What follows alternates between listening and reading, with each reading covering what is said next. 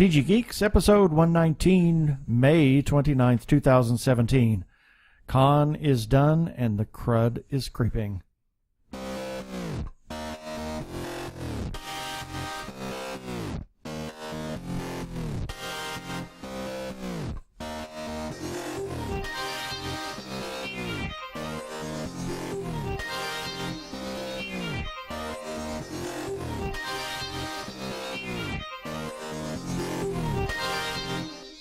Hello and welcome to another webcast from tggeeks.com, where Ben and Keith, the two gay geeks, talk about all aspects of geekdom and nerdery. Sci-fi, comics, film, horror, genre, you name it, we talk about it. I am Keith Lane and we're coming to you from DG Squared Studios at the Hyatt in lovely Phoenix, Arizona. And I'm Ben Raggington. Also coming to you from lovely Hyatt TG Squared Studios, where I'm also coming down with nasty case of concrete, Phoenix, Arizona. And we have our special correspondent, Mr. Chuck Tomasi. How are ya? Say hi, Chuck. I'm here at the Hijack also. Yeah, the hijack, yes. I call it that because I hijacked your studio last night. Yeah, that's quite all right. They hijacked my sleep last night with the fire alarm. That's a hell of a time to have a fire drill at 2 a.m. I swear I had no idea. I could have sworn that was at 12:30 in the morning, because I'm. Well, you went to bed at 12:30. No, I went to bed a little bit after midnight.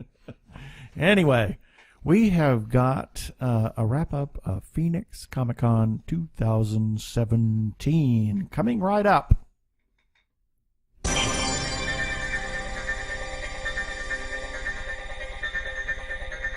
Okay, so Phoenix Comicon 2017, 4 days of some very unusual goings on. I mean, the whole thing started off rather uneventful. Normal. Yeah, it was fairly normal. very uneventful. You pick up your bed, you start walking around. Yeah, Exactly. and everything was just really, really cool.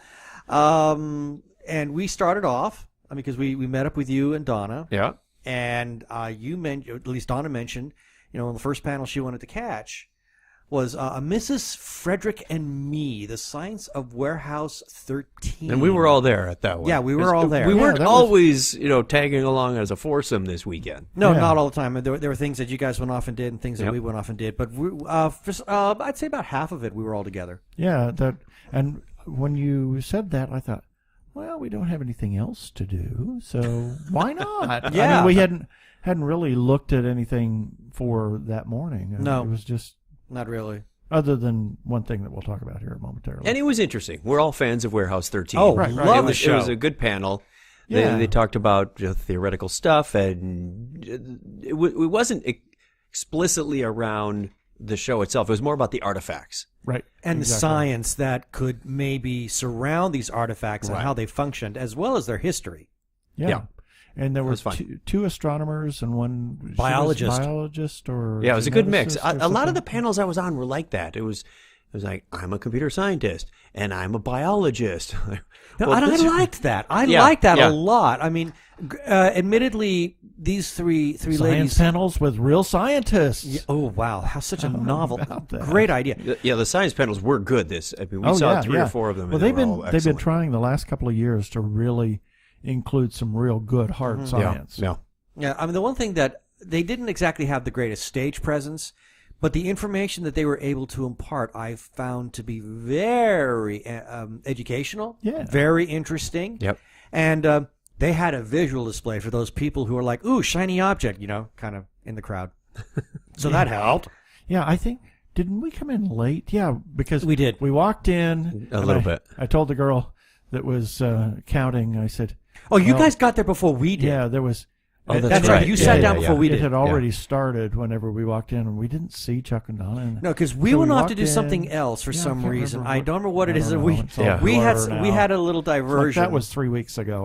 I can't remember. Yeah. 3 lifetimes ago. Exactly. So we walked in. I said, and then we walked out, and I told the girl, I said, "Well, you counted us in. Now you got to count us out." Mm-hmm. I came back in. I said, "Did you count us in again?"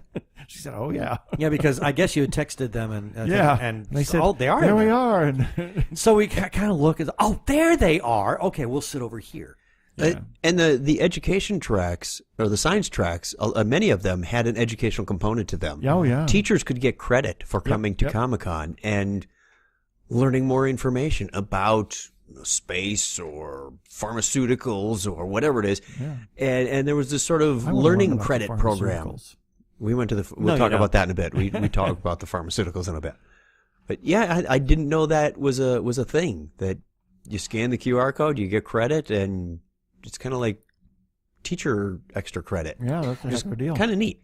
Well, Yeah, they it's have nice. to do a certain amount of continuing education to Makes keep their sense. certification. I Yeah. would hope so. I mean, these types of topics are always changing.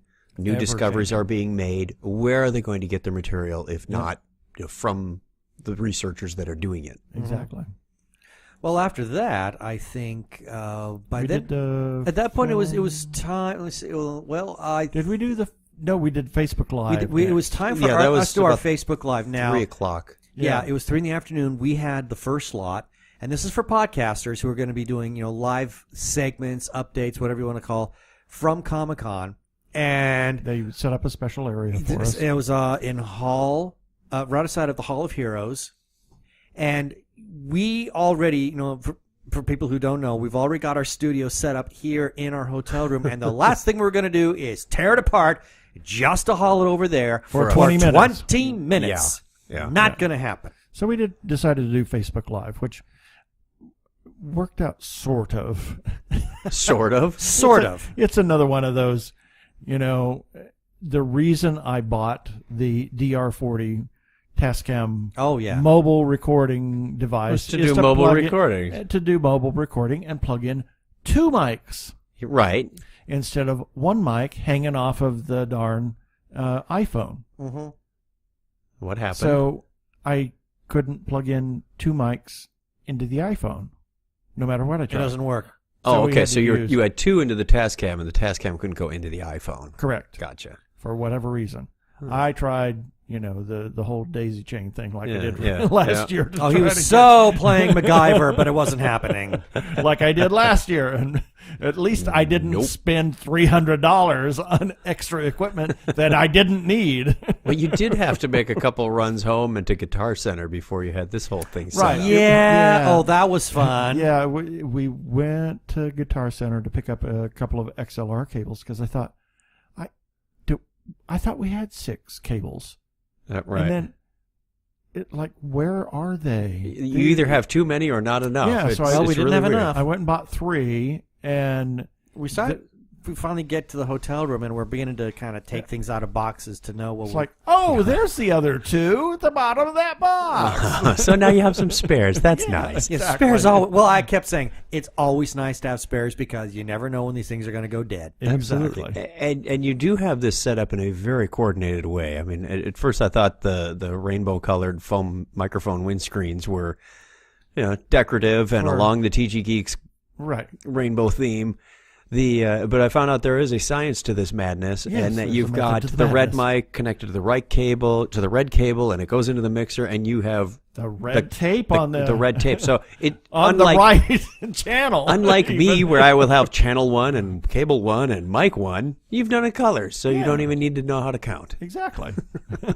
Counting? Who needs to count? Who needs counting? Anyway, So yes, we did that, the Facebook Live thing, and in spite of the fact that we had a technical limitation, I thought it kind of went well. yeah, it went really well. We did about 14 minutes. It was about or 14 so. minutes, yeah. And so it was the first time. So we first time we'd ever done Facebook Live. So it was a little intimidating. You've never done Facebook? never No, done Facebook first Live. Oh, interesting. Yeah. I haven't done it too much either, and I got the idea last year when somebody was doing it periodically throughout DragonCon. And I said, that's great.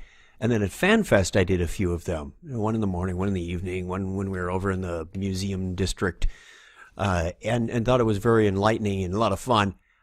In retrospect, I wish I had done it this year because I think that security incident that we'll talk about in a little bit that made the news would have been an insightful thing to share with family and friends who aren't here. Exactly. So I wish I'd done it, but every time I was in the moment going, hey, this would be a good time, I just went, oh, squirrel? There's something else pulling for our time. Oh, God. There are lots of squirrels. There's squirrels all over the place, including with tails. That look like Oh, humans. yeah, they look like humans with sparkly backs. But we'll talk Anyway. about that later. Yeah. So But in any case, so we finished off with the Facebook Live, and then we all all of us ran over Yeah. to the Sci-Fi Film Festival. Yeah, and we're going to talk about the film festival in the second segment. Right. So we did. Right. Film We did all festival, that. a number Gloss of over times. these now Yeah. and get back to the And details. then it was at that point, I think we kind of split up again, and Keith and I, we went down to the dealer's room. We went up to the exhibitors hall, Right.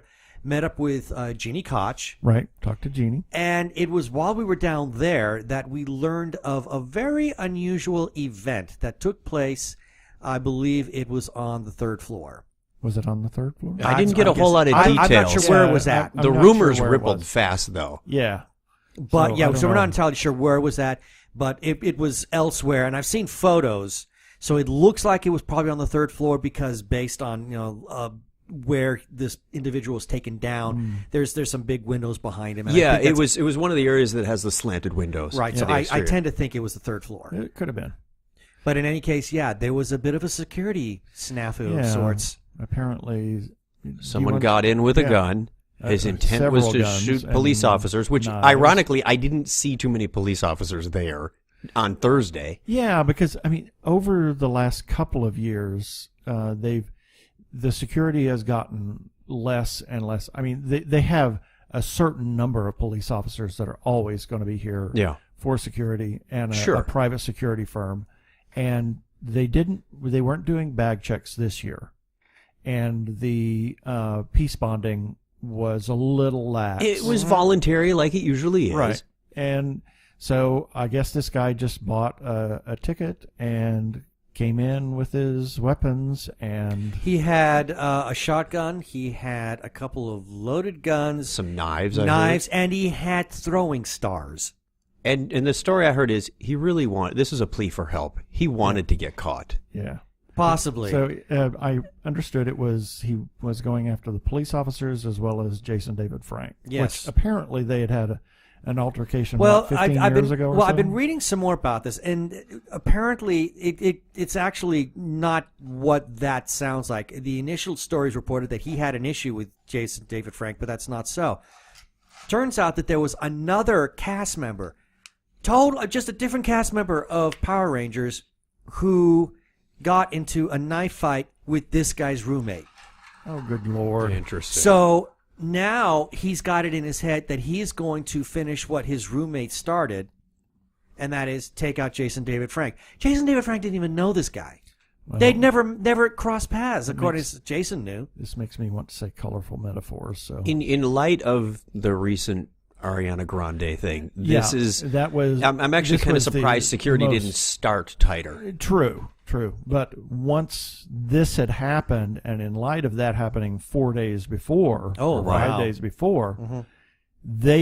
they shut everything down. They literally not shut the con down, but they shut down The entrances. the entrances. They limited it to 3 entrances Yep. only.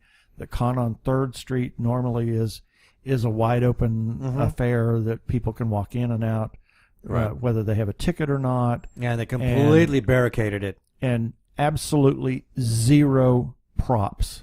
None. At least early on Friday, they said zero Friday props. morning was an interesting situation because they didn't have time to react. It's not like you can go out to Home Depot and walk through metal detectors. Right. You can't call up Sky Harbor Airport and say, "Can we borrow some from Terminal 2?" Right, It's Yeah, since they were refurbing. so that what they did Friday morning, and Donna and I went out and lined up. They opened the doors at 9 on the entrance over here on the west side, between the Hyatt and the West Hall. And I think we were 20 or 30 minutes in line. Wasn't long, but they had 2 people with hand wands. Yep. So if you had a bag, which I believe we ditched them for the rest of the con effectively. If you had a bag, they had to search the bag manually, then do the wand scanning in 2 lines, and it was in no time. By the time we got in the line, it was already back to the block. Right. We said, once we're in, we're staying in. Exactly. That's what now, we said. you could move between the West Hall and the North Hall. Yeah, because that it was street was a closed off. secured area. What they call right. a quote-unquote sterile area there on 3rd Street there. So if you wanted to go outside, you could still enjoy the area. That's where they had the show cars, and that's where they had the food trucks and the big beer tent. And it was a nice way to get some fresh air.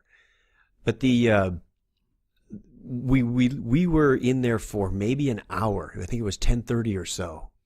Our first session we went into, there was nobody. I mean, I took a picture of an empty hallway where there's normally bustling people. You look outside the window, and that line was going back and forth. Right. It reminded me of the episode of Star Trek where he looks through the window and all the people are crammed in there. Exactly. These were out on the street going back and forth. And later we saw one lady in her costume. She was wearing like a strapless gown or something, and she was fried. She just got sunburned from being in line. I said, that's inhumane. Now, Saturday they reacted a little better. Right. They expanded to 6 or 7 lanes. They had more staff. They had more wands. They had time to think about what they moved quicker. They had a bagless line. And yes. So it was, in fact, on Saturday we had some friends that came to the con.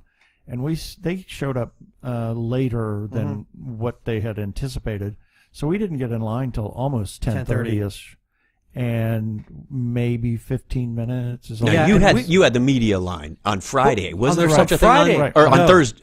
Friday. Friday we had the such media line, so we were in under 5 minutes. Yeah, but they got rid of the media line. Well, no, I didn't see the media. I didn't see it on Saturday. The exhibitors had to go somewhere. They weren't in my line. Yeah, I think at some point they did away with the media line because all the exhibitors and the media should have already been in. That's true. By the time we got in. Maybe that's it. Maybe at a certain hour they finally do away with it. Saturday I went down there at 6:30. Yeah. And I grabbed my laptop bag, and I was one of the first people in line. I mean, I was number 2, but because they had 7 lines open, I was effectively number 1. And I just wanted to get some laptop work done out in the sunshine, so I went in that little food truck court area and banged on my laptop for an hour or so. And I thought, if I leave, I'm done. But the lines, again, had moved quick enough that I think my return trip at about 10 o'clock, it was out on Monroe Street going back and forth, but it was 10 minutes and we were in. Right. We got into the line right on Monroe. There's a volunteer there with a big stick, and it says "End of line," which is rather kind of cute. ominous. Yeah, I know. Was that an homage to Tron? Yes, end of line. You never know. It probably is. I would have put a Tron on. If I was one of those sign holders, I would have made a Tron poster just the night before. Yeah, it would have worked for me. In any case, there was this person with a sign saying that this is where the end of the line is. And so that's where you would get. It was a little tricky because there was sort of a line inside of a line. So there were multiple end-of-line points. There were multiple lines. And we thought we were going to go in 2nd Street, and turns out we went into the Monroe entrance and went, well, it was still 10 minutes, but at first you go, we got to go back and forth about 5 times and realize, it's only twice and we're in. Yeah. I will just say this. There were a lot of people that were complaining and gritching and crying and about the new security measures and no props. Yeah, a lot of the props were gone. We did see some creative alternatives though. Mm-hmm. Yep. We saw one Lara Croft with paper pistols in her. Paper pistols. You could tell they were white, they were gun shaped, but that's about as far as the similarity went. Yeah, we saw some stormtroopers that had cardboard cutouts of guns, and one person said, "My blaster." Another one had written "pew pew" on it. We saw one knight with a bread sword. He had like a big baguette. Yeah. Baguettes are popular. We saw stormtroopers with baguettes and other people with bananas. So they were being very creative, and I applaud them for that. Yeah, because that shows that they're not going to let this situation get them down. They're going to find some way to have a good time with it anyway. Yeah. And I think that kind of it helped to create this more. It was, I don't know how to describe it, but make the best of a bad situation. It's going to be interesting to see what impact this has on other cons. Yeah, San Diego's a big one. Dragon Con's big one. Exactly. The parade at Dragon Con, that's outside. How you're not going to scan 3,800 people for the parade. You know, and not to really wish for anything bad to happen. Just before we started recording, I saw a news article from Jason David Frank who said that violence at conventions, it's unheard of. Well, no, he was saying that he was shocked that it hasn't happened sooner. It was a begging time to bomb happen. waiting to happen. Anytime you have a large group of people, you've got and potential with supposed prop weapons. Mm-hmm. So the ironic thing was when we were lined up on Monroe Street on Saturday morning, we thought, well, now we're all outside in a big crowd, and they can't protect us. Yeah. Who's to say, somebody doesn't lob a grenade into this crowd and take out 50 of us? And maybe that was also another consideration as to how they could adapt the closed system for street Saturday too. So yeah, they closed the street, and you had to get in line. There's a nice balcony up on the bank building over there. I That's noticed. true, but they literally, you had to have a badge to be in line, and you had to get in line. There was no lingering or loitering around. So they were kind of watching that whole there were a lot more yellow shirts and blue shirts and I'm sure this cost Phoenix Comicon another fortune just to hire the additional police officers, all the barricades, the additional security, the barricades, the agreed, the fees to close the streets. Well, and what's the public perception now? Do I go next year and want to stand in line? Most people seem to be okay, but I have seen a few naysayers saying, "No, I'm never going back." But they're really good at taking care of the situation, because by Friday afternoon and then Saturday and today, there were literally no lines to speak of.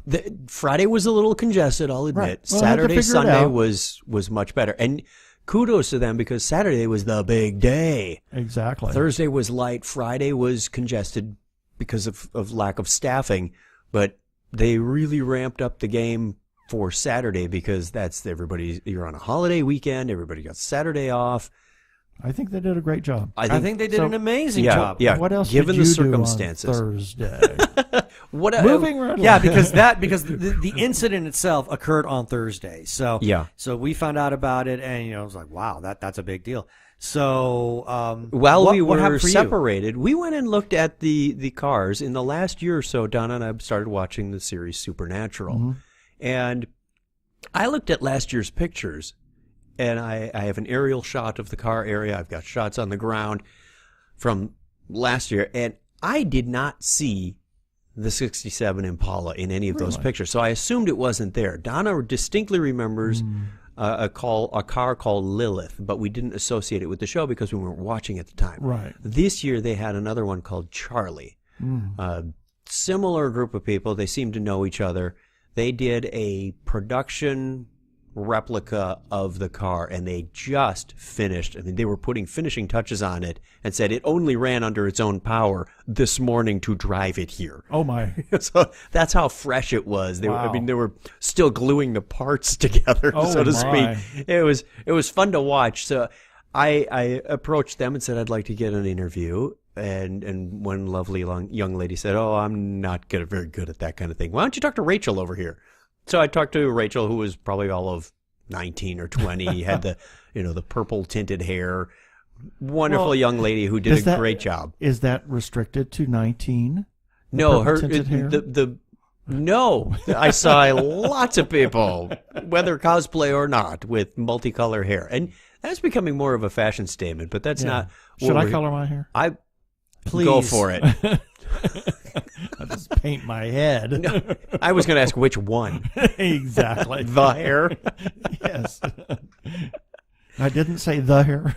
So I'm going to edit that up and put it on Technorama. We were cut short a little bit because people were not asking permission to sit in the car. They would just get in and take my picture. Whereas if you had asked, they would have been happy to say yes. But after a while, they had to kind of lock it down, literally lock the doors and say, no take more pictures of the outside. I was done with the interview and going to ask if I could get a picture in the vehicle. But in light of the static, I said, no, let's be a good podcasting citizen and just when to stop and when to walk away.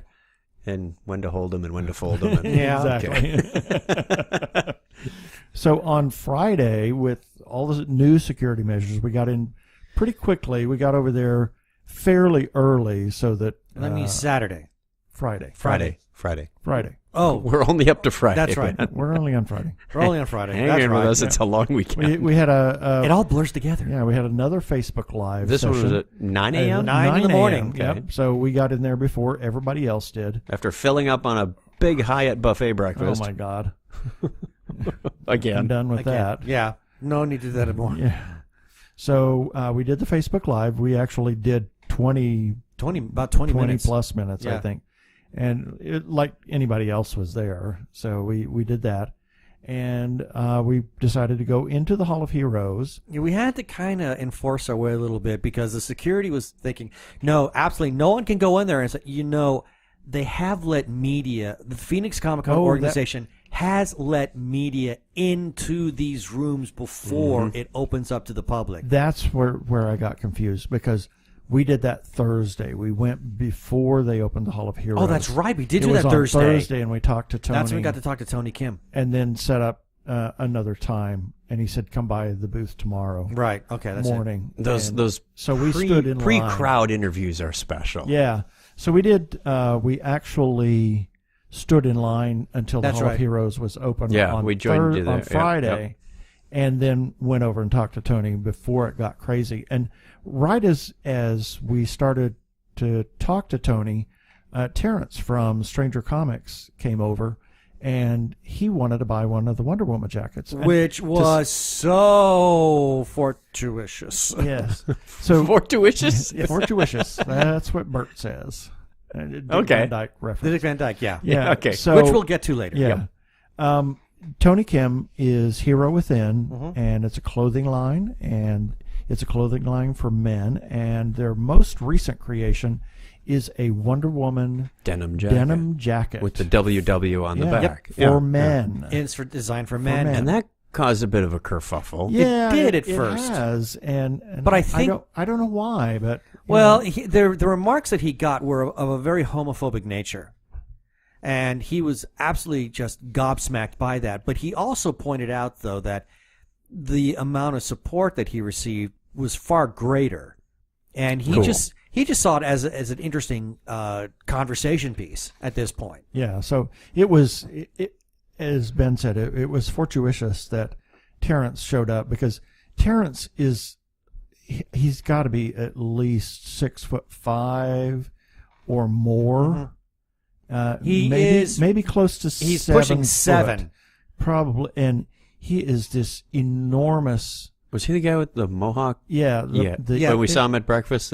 Yeah, Yeah. This, Of course, if you saw him in the exhibitors hall, the mohawk is not what you'd be noticing. yeah.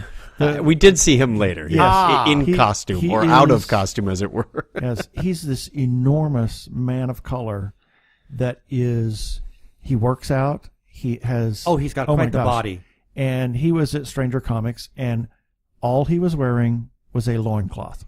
That's it. That's it. And Nothing else. he came actually in his street clothes over to Tony's booth and bought one of the Wonder Woman jackets as we were just getting ready to talk to Tony. So I Did it was fit? able. Yes, it fit. did. And so I took a couple of photos of them, and we published that. So and I sent them to Tony. So it's a perfect marketing opportunity for go. Tony this big manly man to buy one of his jackets. Got people talking. That's Exactly. always good sales. Yeah. Exactly. So then after that, I was going to say that we had our interview. we had our interview. And then I was just so jazzed by the whole thing, I went ahead and he got bought a I Wonder bought Woman a jacket too. So You bought one. I've got it. Yeah, It's here. Yeah. Cool. So it's a neat jacket. It's It a really nice is. jacket. I Go- put it on. I love it. Go to herowithin.com. Yeah. And check out their clothing. They also have some really it's subtle designs. There's one that's kind of a check pattern, and at the intersections of the lines that make the checks are little logos or the Almost like icons. icons for the different Members of the Justice League.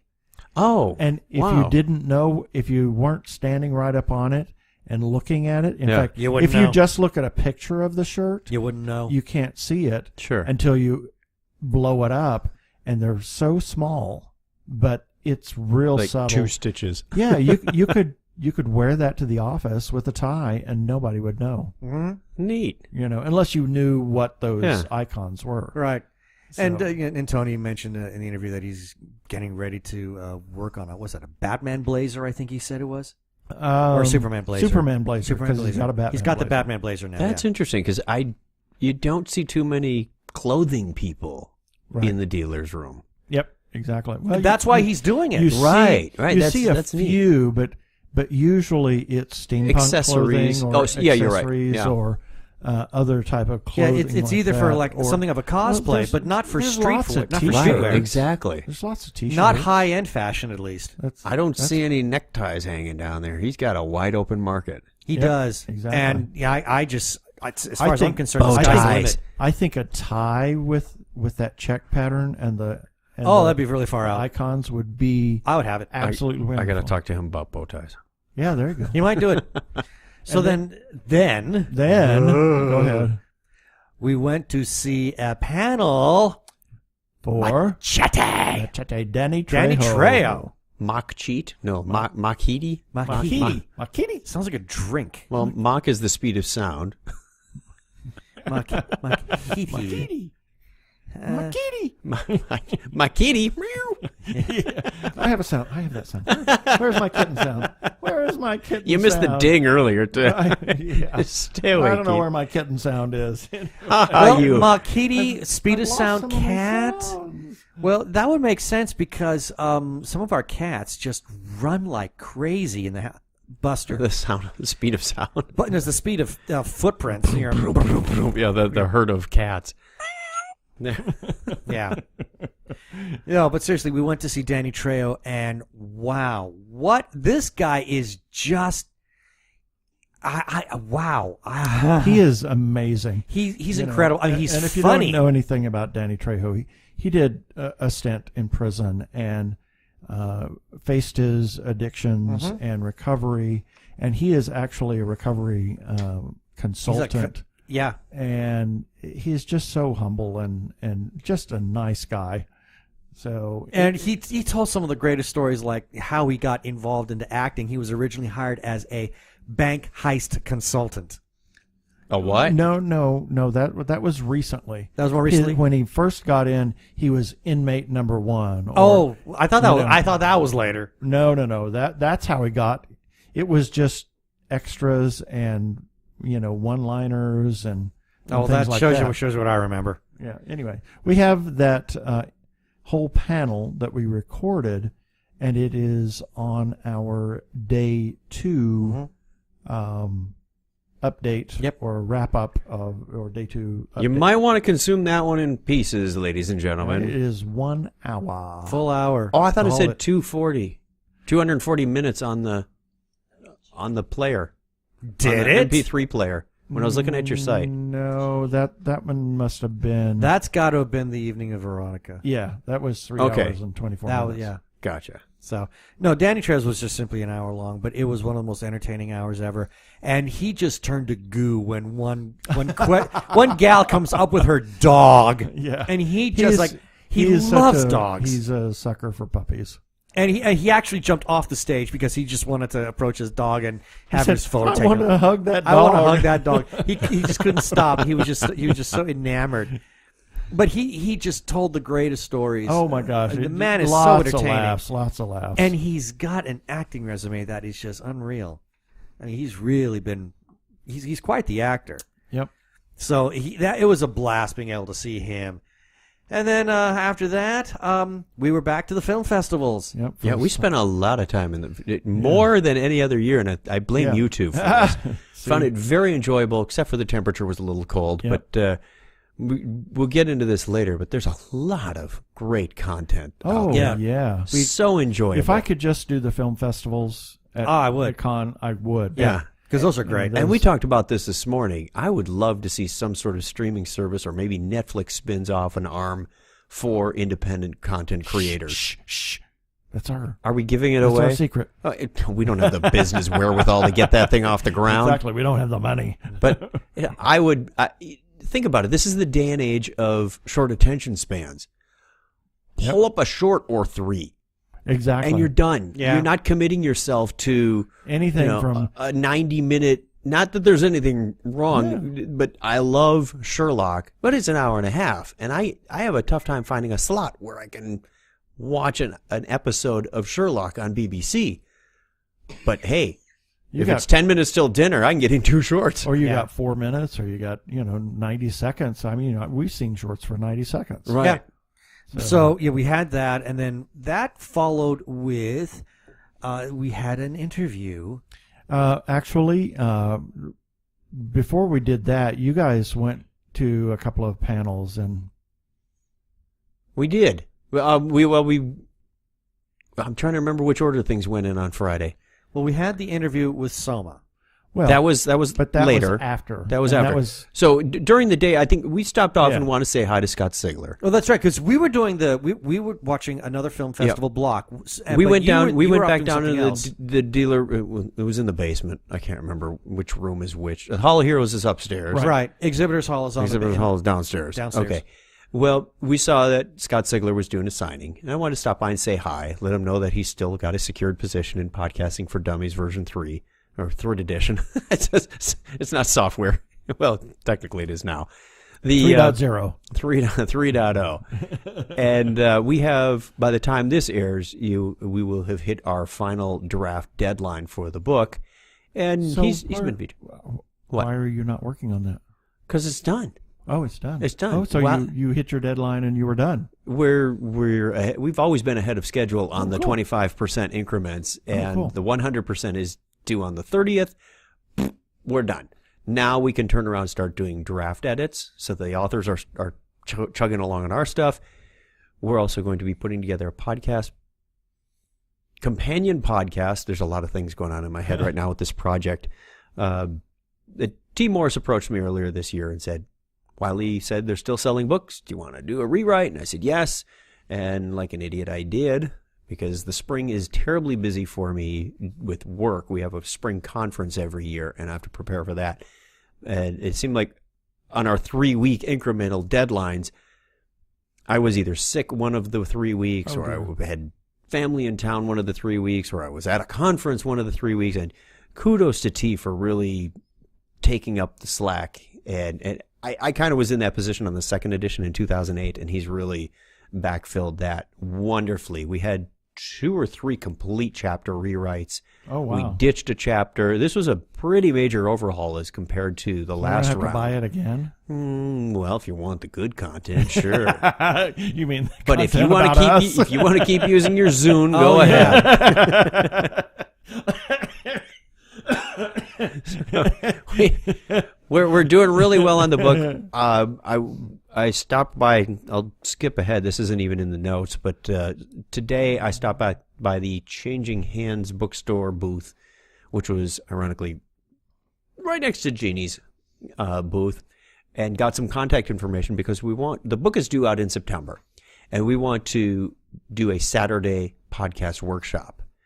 Tentatively scheduled for October 28th. So if you're in the Phoenix area or you'd like to stop by the Phoenix area, T and I will be doing a workshop, book signing, pub crawl, whatever we can cram into that Saturday for help, to just get the word out. And I am looking at, I've started soliciting existing podcasters and seeing if they'd be willing to help. And like the good podcasting community, a lot of people are going, yeah, I'll help with that. It'd be great.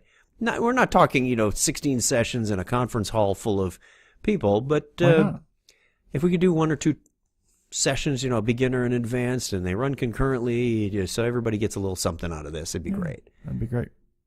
And then you also did Star Trek?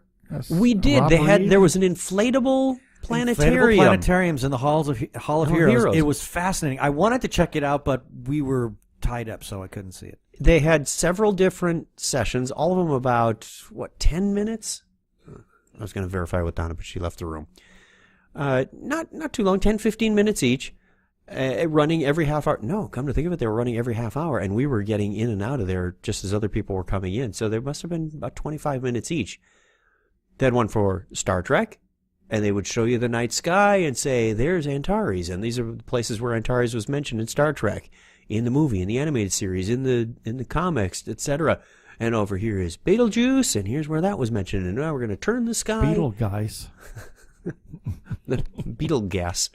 It was very informative, and there were maybe they could fit. I think it was 15 or 20 people in this inflatable planetarium. Oh, cool. The lady had one of those little mini micro projectors that's not much bigger than your mobile phone, Right. and projected it on the wall. The night sky was up above, and she had a small PA system so everybody could hear her, although she didn't really need it.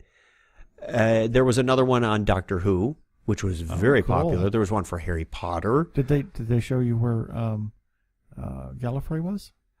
We didn't get to go to that one, but it was dang $5. it. We wanted to get back there. It was a lot of fun and well worth the $5. She did miss a reference to Antares, and I was sorely disappointed because I had to correct her on this. Oops. She was just about to go on to the next slide. I said, wait. Wasn't Antares mentioned in Wrath of Khan? And this gentleman in a Star Trek uniform from First Contact, the black uniform with the gray top, Right. the gray shoulders, he quoted the phrase from Khan much better than I could have done. But Khan! Oh, not that one. That Oh, was not that Wrath of Khan. No, that was... Sorry. Just stop. You're confusing me. We're already confused tonight. But it was a lot of fun. Confused. we're confused, yes. Yeah, we are confused. Spell that any way you like, ladies and gentlemen. She said, "Oh, that's a great idea. I got to add that into my notes." So she took it as an adaptation very positively, and we enjoyed that very much. Like I said, we wanted to do another one on Doctor Who, but we didn't get a chance to do that. We also, when we were talking to Scott Sigler, ran into the gentleman right next to him, Rob Reed, R-E-I-D, who wrote a book called On Start. Because I was just talking with Scott, and he says, "Hey, Isn't that have you a met Rob?" communications device for your car? With a T. Star. Oh, T. Thanks for the pop filter. And he said, I said, "What's your book about?" And he said, it's a techno story, and gave me the little free 50 pages booklet. I will read that, and it sounds like we may have an interview in the future with Cool. him. So it sounds like it's a very interesting. Nice. I don't know if it's going to be along the lines of Ready Player One or what it's about. He did his spiel, and I was semi-listening. I know. I'll admit. It's like sometimes you get that they go on and you get that deer in the headlights. And Well, and you're in a noisy environment, and I can't hear in noisy every environments third anyway. word and Yep. yeah, It all just kind of bleeds together. exactly. So then you guys met up with us towards the end of that Yeah. film festival, the Star Sci-Fi Shorts 2. Yep. And we had set up an interview with Soma Helmi, who was the director and writer and everything else for Waypoint. Did we do the interview before We went- the meetup? Or Yes. No. It was before the meetup. Yes, it was. Because after the meetup, we went to dinner. Yes. So we couldn't have done the interview after dinner. No, we did the Okay, interview see- first. Yeah, and the then interview was like at because we were going right, to take them to right. dinner, and then We were she gonna take 'em- mentioned right, that there was okay. this big social meetup at Rose and Crown, Right. and we all agreed to go along. We couldn't find the Rose and Crown. but Yeah. A nice man in an orange shirt that said, "Ask me," led us there. That's right. We did the interview with Soma. Mm-hmm. They Yeah. came up to the studio, and And then we all walked together. then we walked together to the over to Rose and Crown. It was film with the drinks. Right. Now, And the Soma did filmmaker drinks with filmmakers. There we go. Soma did the short Waypoint, which we'll Right. talk about later. Yep. But it was one of those where all three of us, we got to the end and said, "We want more." Yeah. Yep. Well, Yeah, and we'll talk about that. We'll talk about We'll that. talk about that. So But we all fell in love with it and Yeah. fell in love with her, and her husband Isaac came along. We did a wonderful interview here in the studio. And that's in the day 2. Yep. which was Bucket released article. on Saturday. Yep. That was released Saturday morning. Yep. So then, So then we went. Yeah, we went to Rose and Crown, and first we were all gathered around a table, and then we saw there's a couple of people out there on the porch. So let's go out there, and like the good director that she is, Well, yeah, the rest of the meetup was outside on the porch and in the front lawn of this place. So Soma said, these tables and chairs are all cockeyed. We're not getting any seating. Nobody's talking to each other. So we lined them up like a big family breakfast table, end to end, 4 of these, what were they, 3x3 or 4x4 tables. Yeah. And it worked out much better. We met some wonderful people there. There were some really great people, yeah. And Donna and I had a great chance of chatting with Sylvain, who was the director for... was he the French guy who took Fatum. your picture tonight? Fatum, Yes. I thought he looked Fatum. familiar. Okay. Yeah, so we talked to him at great length, and then we got to talk to a guy named, was it Crash? Crash, yeah. Who was the writer, director, actor for another movie that we'll talk Rewrite. about in a Yeah, little yeah. bit. So, but yeah, it was just such a great environment, And Chuck was talking to Jordan and Yep, talked set to up an Jordan interview for us. Jordan did CXL, which we'll talk about a little Yeah. bit. Was talking to Hansi Oppenheimer next to me. She did a documentary that we'll get into in a little bit as well. Okay. And then on my left was Kate, the director Right. of the whole exactly. film thing. So it was neat being able to meet all of these new people. They always, their first question, of course, was, "Oh, what film did you do?" make? Yeah, exactly. And I didn't make any film. I have to fess up and go, I'm freeloading here. Exactly. Yeah, I actually had one person ask me, "And what film did you work on?" I'm not. I'm a podcaster. Exactly. I'm not totally naive to the filmmaking process either, because I do projects like this at work and at home through podcasting. Oh, So yeah. I told him, I said, I'm stealing from you guys. You are my inspiration for To be better. lighting and scripting and storytelling, because No more red I'm jelly. in software sales. I have to tell a story. That's my job. Right. I walk people through a scenario and they see what success looks like. So it's very much educational and continuous improvement for me. And it never hurts to butter them up. Yeah. No, of course not. So after that, we then all went to dinner and had a Talked grand some old more. time. We talked some more. Yep. And then we came that up was and pretty worked much on it. It was article. it was nice. The extended time with Soma and Isaac was and very the other- enjoyable. It was enjoyable because you got past the director. Yeah. You Now you're got talking to the individual. person, and you got to know about where they're from and what they do and their interests and the nuances in languages that they've learned. It was so fun just to get to know the person. And one thing that many I times would over. say that a lot of directors of independent films are eager to reach that point. We've seen that happen so many times, and so with Soma and Isaac, that really wasn't any great surprise. It was fun to hear their story Yeah. about Yeah. how their project came together. And listen to the interview, and there was just so much more over dinner talk. Yeah. Oh, yeah. And once again, at dinner, she took charge. We got to the receptionist desk.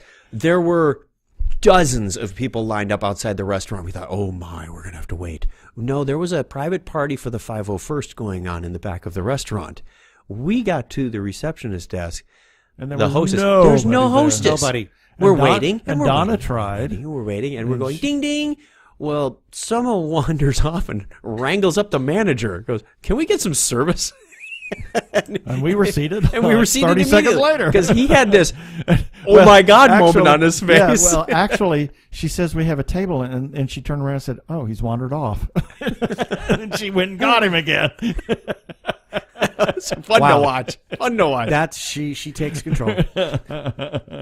And so then Well, that was day two. That was day two. We Day came two back. only. My God, I know, we we- were just busy. I busy, know, and when we busy were con. done, we came back here, and that's when we discovered that right at 11:30 p.m., the internet goes to bed. Yeah, it does in the hotel anyway. Or you downtown guys lasted area. longer than me then. Like, good God. Oh, we had a horrible time. In fact, we couldn't finish working on the episode, so we had to get up at 5 in the morning on Saturday to do it. Yep. So we got up and we did that, and we had some friends that were going to join us.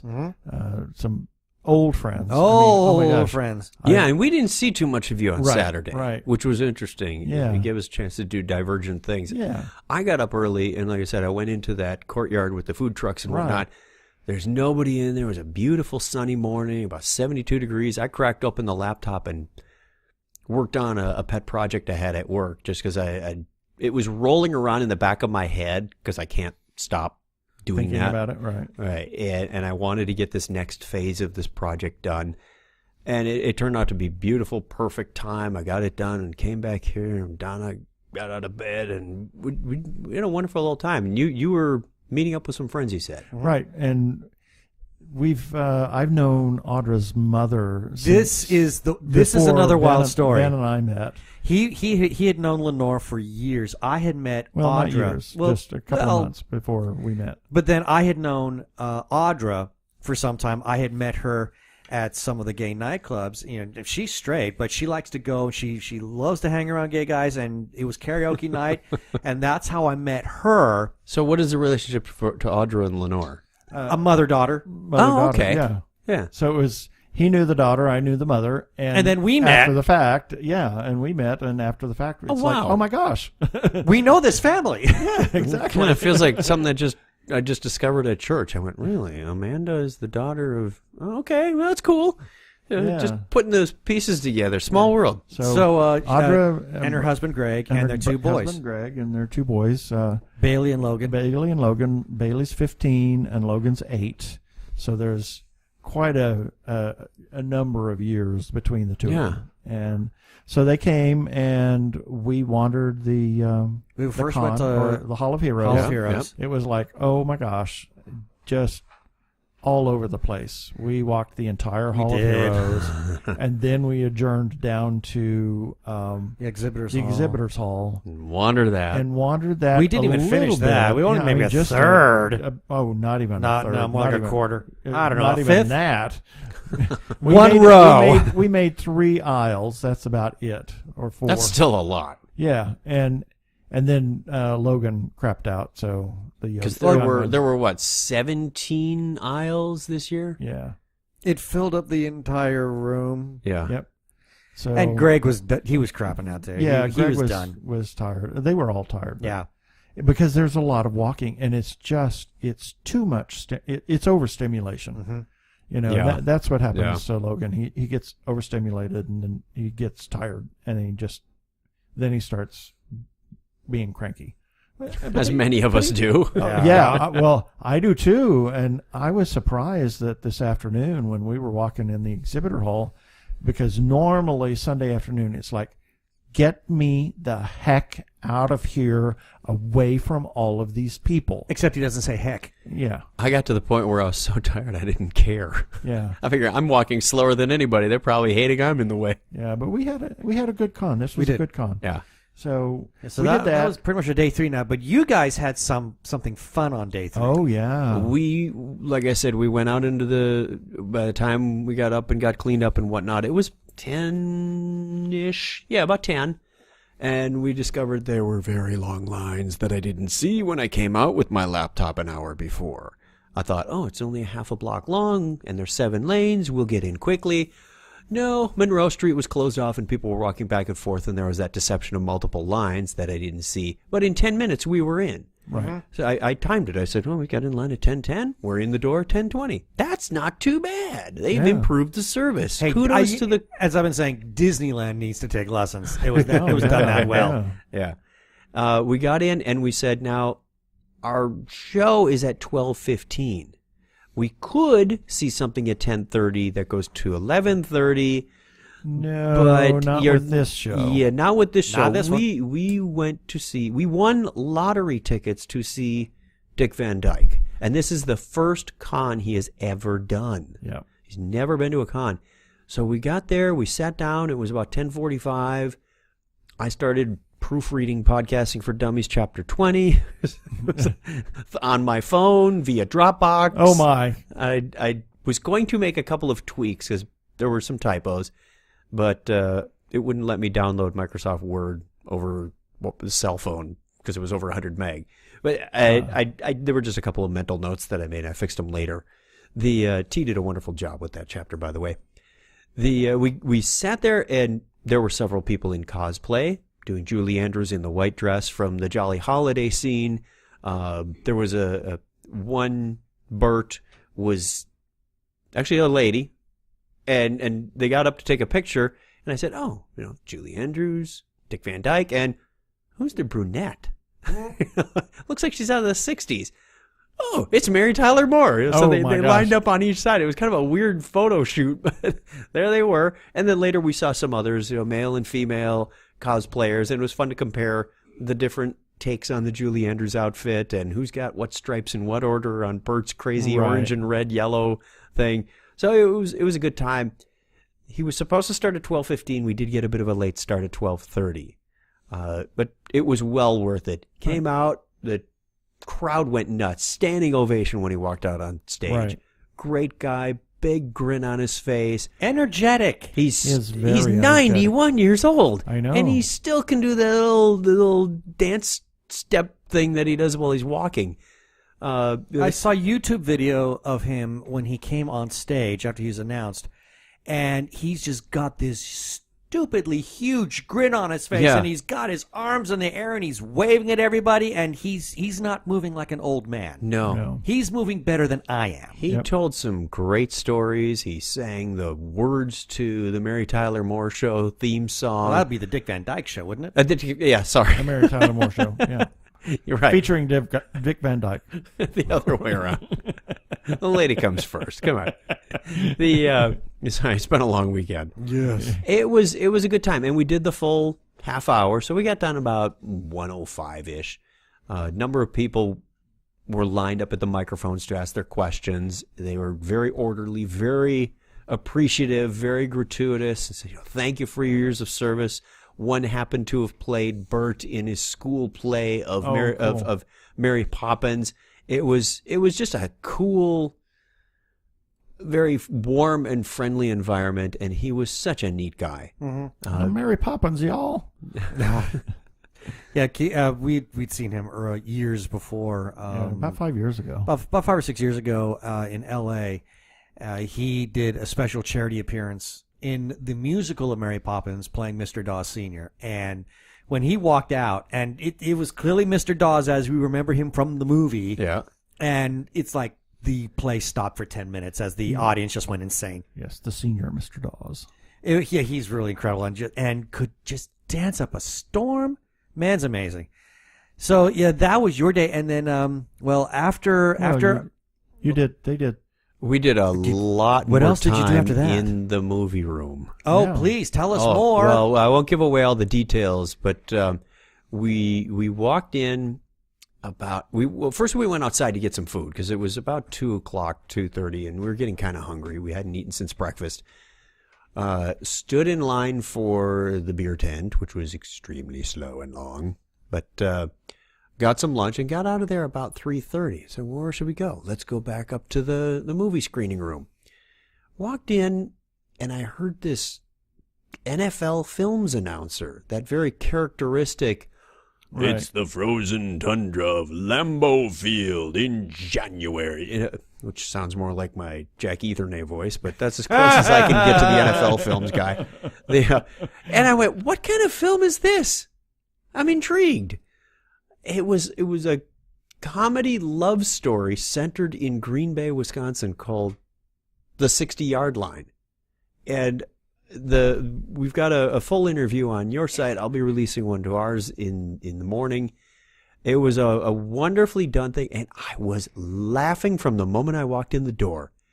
I mean, not just ha ha ha. It was that high pitched, over the top, banshee laugh. It was true belly laughing, and I didn't care that people were looking at me, or I may have been offending anyone, because it was just so funny.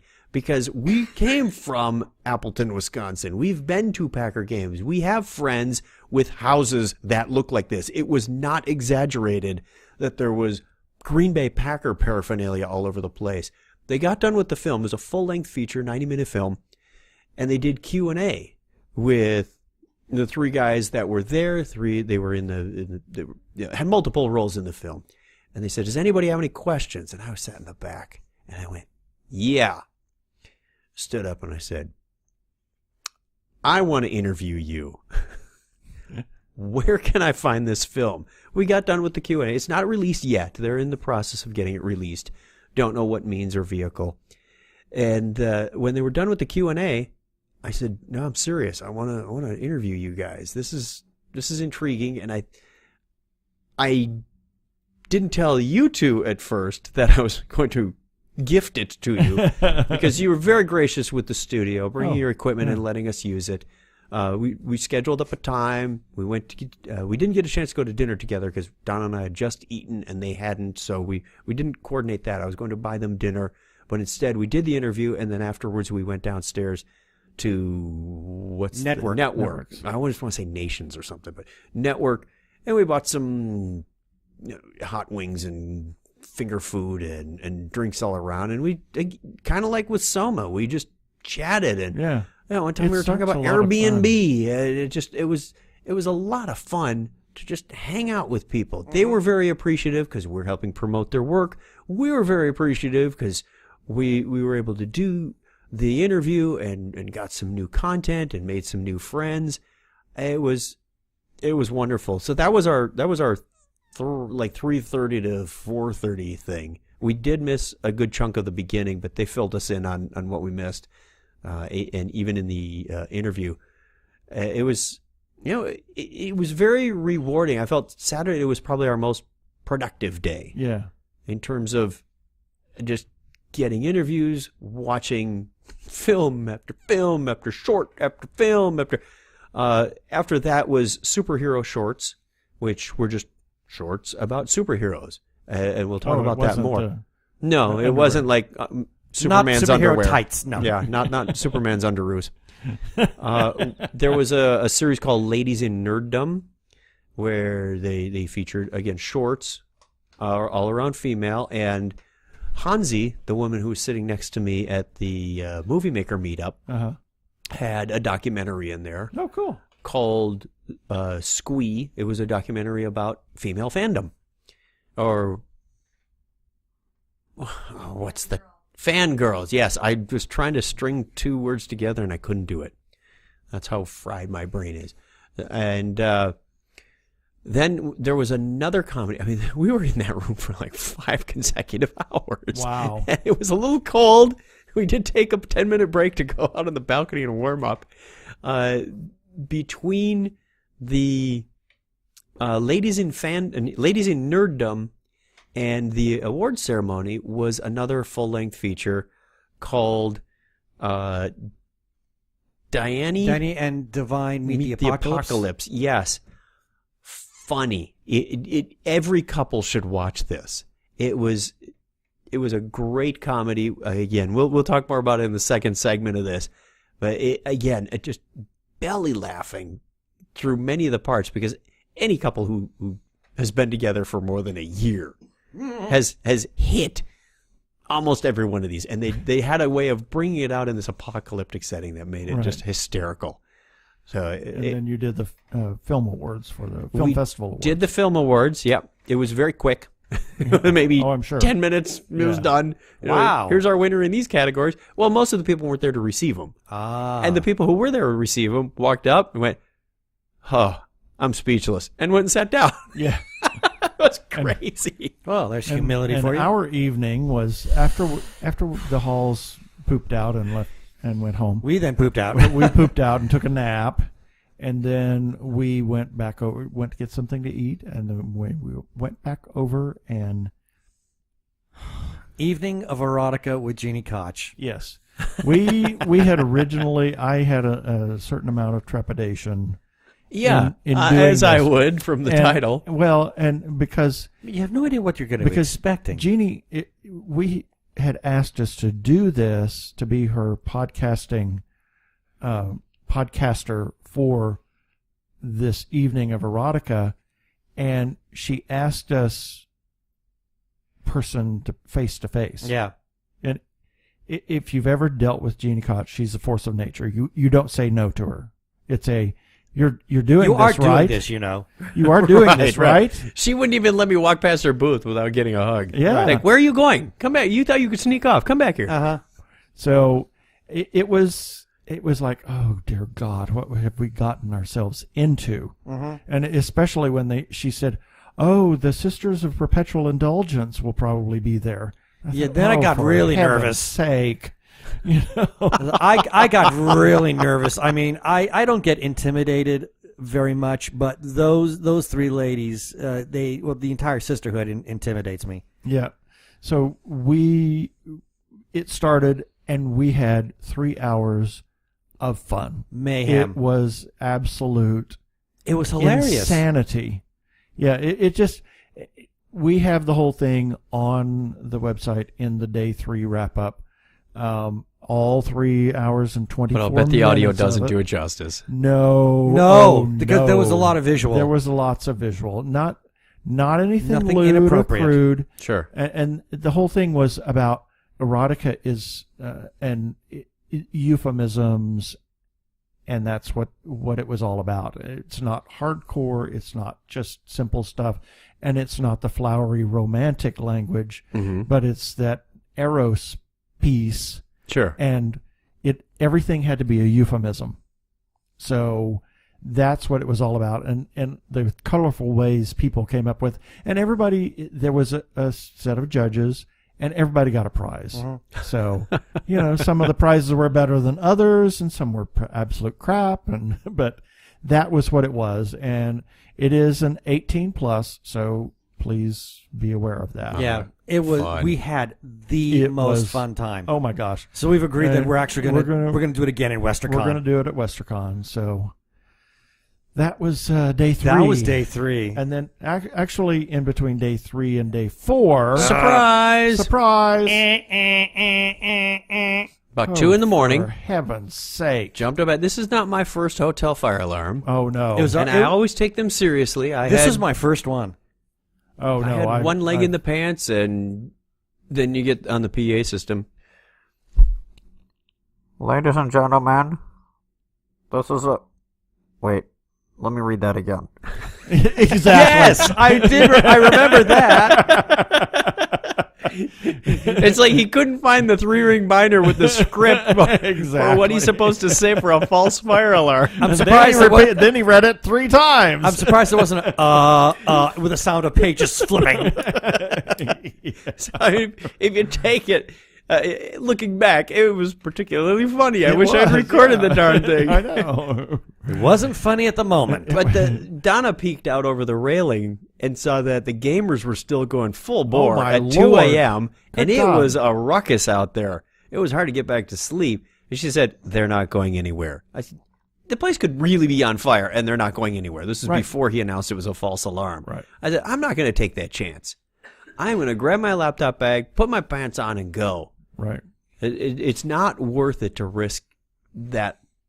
No, I don't. Too many people have died in hotel fires that it's get moving. Even if it is a false alarm, I don't care if I would have been standing outside and then found out. Right. So Damn, I forgot my key. If they want to keep rolling the D20 and flipping the World of Warcraft cards or whatever the heck they were doing down there, bless them, and we'll see them in the afterlife. But that's my PSA. Yeah. Which is very embarrassing for us because we refused to get out of bed. Well, see you in the afterlife. I was paying attention, and well, I was listening, but I wasn't moving. if it had gone off a 3rd time, then I was getting up. But it did twice, and then immediately the PA system. And I mean, the 3rd time is time to go at that point. So yeah, that was a ton. Anyway, of fun. then we did another Facebook Live at 9 a.m. Oh, the photo of that is just depressing. You look stoned out of your We gourd. look I look like tired. I look like I'm just exhausted. Oh, I wonder why. Because I am. Yeah. It's day 4. You had very little sleep with a fire alarm. You deserve to look that way. Yeah, I looked wiped out. So we did that, and then we came back to the room, and we interviewed Jordan Blazak, who was award-winning Jordan Jordan Blazak, Jordan Blazak, who was the director of CXL, and we'll talk about that in the next.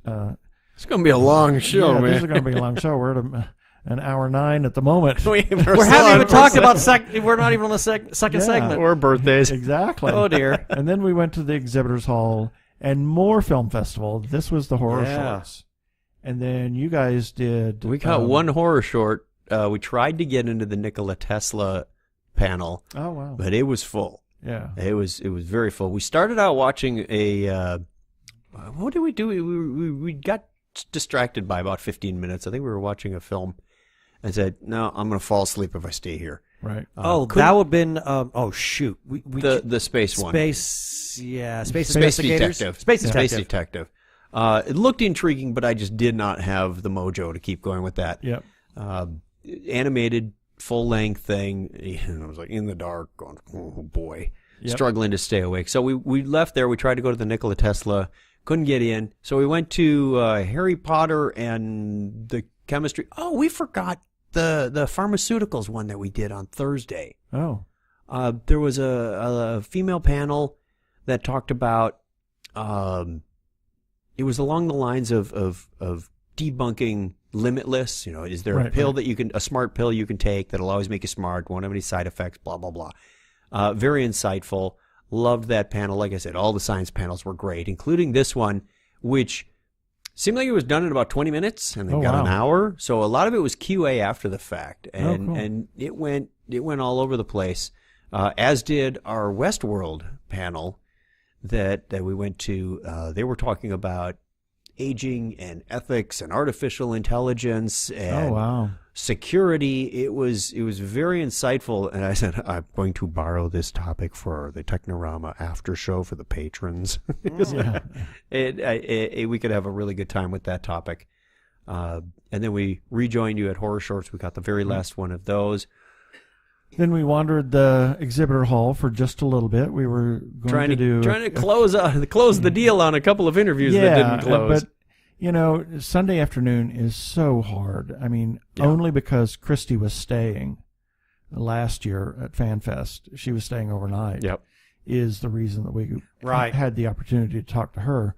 The other two that we were trying to get were traveling this evening anyway, so one of them, Brian, I mean, he only lives 20 minutes away, but Dave, lives up in Cottonwood. I mean, that's an hour drive plus. So it was okay. I mean, we understand completely. I mean, if we didn't have to do and this, they apologized. They felt badly about it. I'd be home sleeping now. They felt very badly about having to cancel on us. They were very apologetic. So, and then we are doing this wrap-up show. So in the next segment, we will talk about the film festival. So stay tuned. Hi, I'm Patricia Chica, director-producer of Morning After. And I'm Christian Hotko, writer and actor of Morning After. And you're listening to the Two Gay Geeks podcast. Oh, yeah. That's a little loud. He muted it. I realized earlier that the red microphone was open. Oh, yeah, thanks. So I gave him the hand signal to turn down. He turned down mine. So then, now we're going to do this.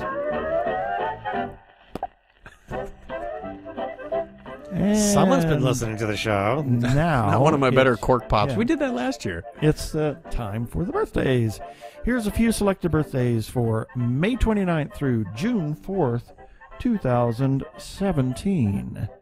May 29th, we have Danny Elfman, Bob Hope, and Patrick Henry. Common sense. We need a little more common sense in the United States. Oh, yes. Right now. May 30th, Mark Shepard, Mel Blanc, and Adele Dazeem. What? Idina Menzel, sorry. Yes, thank you, John Travolta. Yes. May 31st, Colin Farrell, Peter Yarrow, Mr. Puff the Magic Dragon himself. That's right. And Denham Elliott, who was in the Indiana Jones films. Among other things. Yes. Yeah. June 1st, Tom Holland, Edward Woodward, Rene Auberjonois, and Morgan Freeman. June 1st, Wentworth Miller, Justin Long, who was playing Ben in Galaxy Quest. Oh, yes, he was playing me. And Sir Edward Elgar. The musical. The musical, yes. Sir Edward Elgar.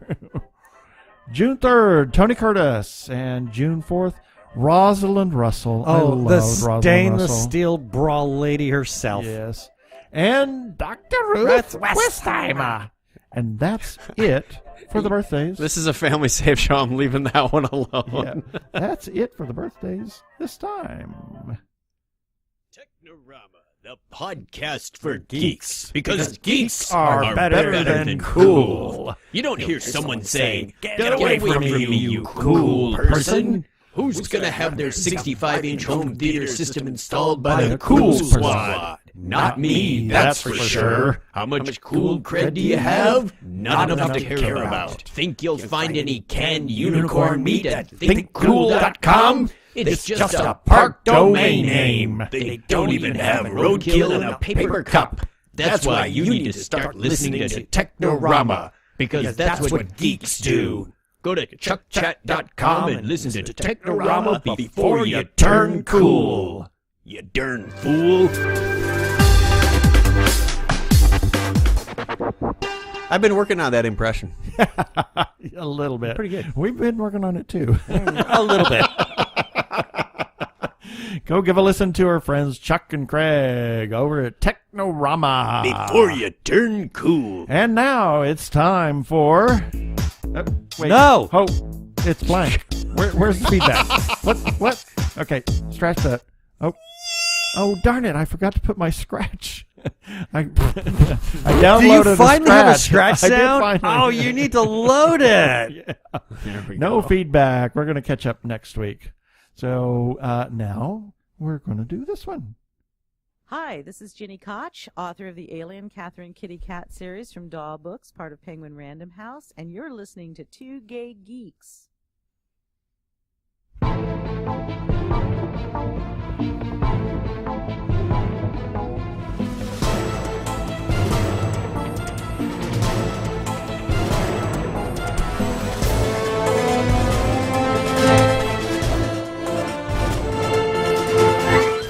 Wow, a sudden drop off. Worst fade out ever. Yeah. I couldn't figure out which way it was supposed to go. Down. Down from which point of view? Yeah. We got this thing set up in an odd fashion here. Yeah, we're really we're turned around in backwards here. this year. It's supposed to go this direction. That's the way it always sees it. Well, that's because it's usually on your other side. Yeah. So Well, now, anyway, this is where we talk about the films. the film festival. Yes. We had on Thursday we had the how do you do the link? Is it control? Just Click. click, And then it'll appear below, and then you click that. Well, it would be and helpful. then you can like press Command click, and then it'll open up a new tab. I see. Well, it's not going to open up anything because the Wi-Fi down again? Still trying to connect. Oh, anyway, dear. so you want to tell So anyway, what was in the first the sci-fi shorts? Yes, And just really brief. So right. The first film that we had was Piper in the Woods, and this was directed by Matthew Ramirez. And the basic synopsis is this: when strange things happen in a remote research station, a university psychologist is sent to investigate. And this was filmed down at the Biosphere. right in Tucson. That's the film. Okay, I was trying to remember which one was Piper in the Woods, because it was noted very highly this weekend. Yeah, it was. I liked it. I mean, it's a beautiful looking short, very abstract. Yeah. I don't think they were supposed to have any kind of message to it, really, but It nice. was a Philip K. Dick story. Yeah, based on Right. So that should have informed should me tell right you. there. Yeah. It's Philip K. Dick. Okay, it's not supposed to make sense. Yeah. When trees dream of sheep, or something like that. When electric trees dream of sheep. Yeah.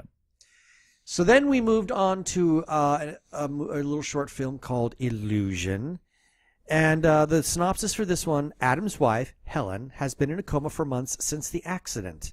Through virtual reality, Adam is able to visit Helen's mind with a virtual house created digitally. He can't stay in this virtual world for long because the process is slowly killing him. This was sad.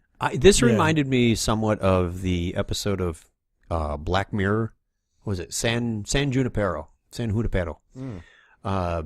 you haven't seen it, it's similar in the fact that they go into the other person's mind or the other person's reality to share time together. Mm-hmm. But the similarity ends there with this short because it was very sad. But a bit predictable, but it was still very well executed. And Yes. yeah, I mean, a lovely short film. Tragic, very very sad ending. Yep. So then, moving on. This one was interesting. Real artists. Oh yeah. Now the story. This is based. That was fascinating. This is based on Ken Liu's short story of the same name. Sophia just scored every animator's dream interview at the world-famous Semaphore Animation Studios. However, when the creative director, Anne Paladon, reveals that she knows about Sophia's Anne edit of the studio's hit film Mythos, Sophia sees her dreams begin to slip away. Yeah. Or are they? This one had a great twist at the end that It had a didn't fantastic see twist. coming, and you could hear a resounding gasp among the audience, going, "Oh, Yeah. wow!" Yeah, That I know. was it was a Yeah. that's the moment that the directors and writers live for, is to get that reaction out Right. of the audience. Right. It was brilliant. I mean, well, I want to talk a little bit about the production values of this. Oh, my gosh. This is There supposed to was- mock Pixar. Yep. There was Oh, I love the posters. The posters in the posters background were are hilarious. What You're was like, it, boy, Find- that looks like Nemo. Finding Well, it Nemo, was but it seeking wasn't. something. Yeah. Seeking, yeah. Or the Incredibles picture was the superlatives. superlatives. Superlatives. I said, "Oh my god, that got a big laugh." That got a huge laugh out of people. Yeah, the set team. Kudos for them for getting that one, because it wasn't. It was obvious they were sort of standing in front of this poster. You go, "It's Incredibles, it's Incredibles," and then they moved slightly so you could see the title, and everybody gets a big laugh. Yeah, it was very well done. But back to the story. This was just so Dark. Wow. Oh yeah, it was. It was very dark. There was something kind of meta about it in Yeah. terms of the motives that mean, Semaphore uses. It sounded like a great. It started all like in a happy, cheerful, positive job interview thing.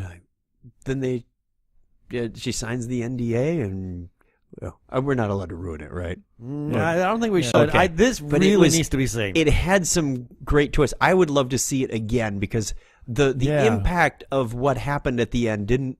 I had to have it explained, Right. which meant I missed something somewhere, and I want to recapture that a little Right. bit and go, how did I miss it, and get that oh my gosh moment myself.